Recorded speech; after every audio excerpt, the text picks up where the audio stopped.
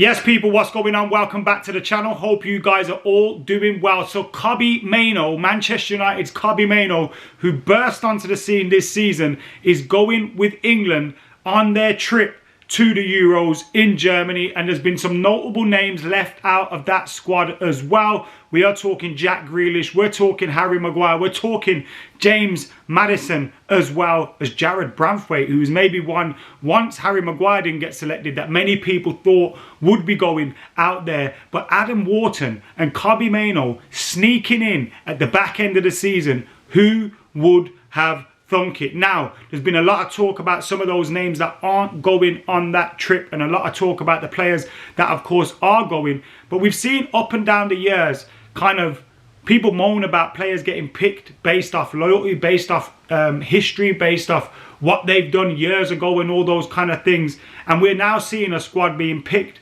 off form. I do think you've got to get a balance though, because you don't, let's exaggerate a point to make a point. You don't go with someone who's in League One or the Championship just because they're in better form than a Premier League player. You're obviously going to go with the player that is a better player. And I do think in some instances, I've been speaking about this before, but you look at the Gordon decision to keep him in the 30, and of course I think Bowen and all those kind of things. For me, Marcus Rashford's better than every single one of those players, and you'd rather see Marcus Rashford coming off the bench to take on some of these big teams that you will see in the latter stages of the Euros. That's just my point. But it's interesting to see that so many England fans have called for their manager to kind of be ruthless and not pick based off past and based off history. Now we may start to criticise some of those decisions where he has done that. It seems like Gareth Southgate can't win. In my opinion, he can't win because he's not good enough. But it's very interesting to see this squad that has been picked.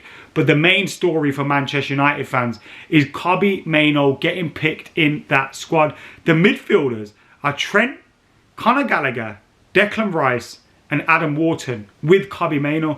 Now obviously you've got the likes of Jude Bellingham, who can play in an advanced midfield role, Cole Palmer, who can do the same, Phil Foden, who can do the same. But those players have been listed as those midfielders.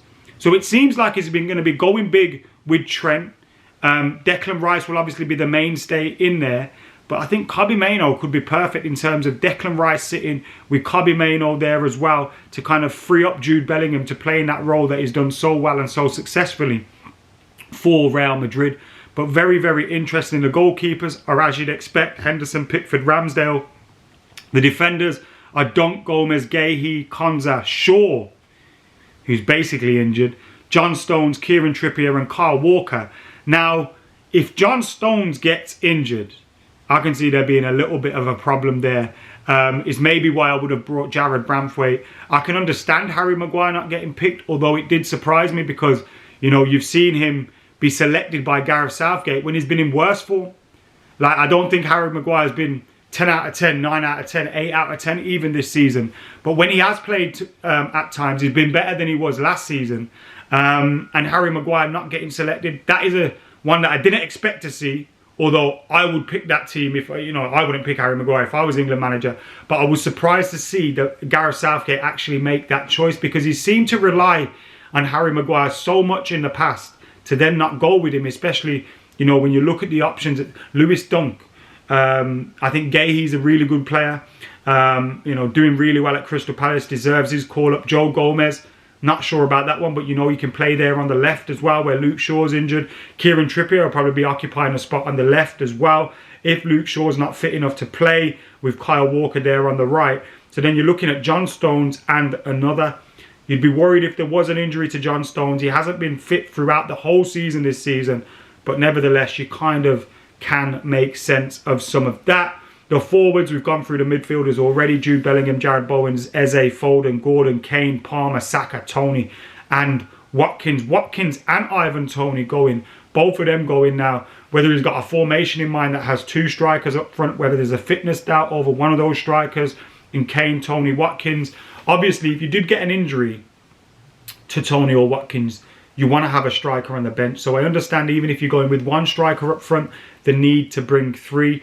But with the likes of Cole Palmer and Phil Foden, who can kind of play that false nine role, I expected him not to go with those strikers, but he has done. And I think Ivan Toney is absolutely fantastic. and probably deserving of his call. And Ollie Watkins has been incredible for Aston Villa this season.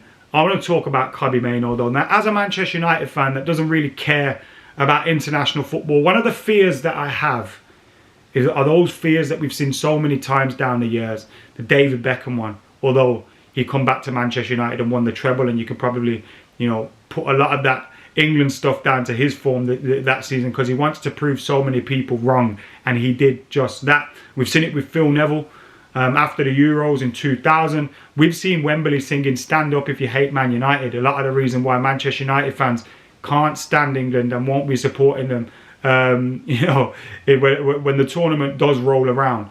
But Kobbie Mainoo playing for them, I remember last summer saying on the club, I think he'll be the breakthrough player of the season. Definitely for Manchester United, but I said he would be for the Premier League, and I kind of think he was that this campaign.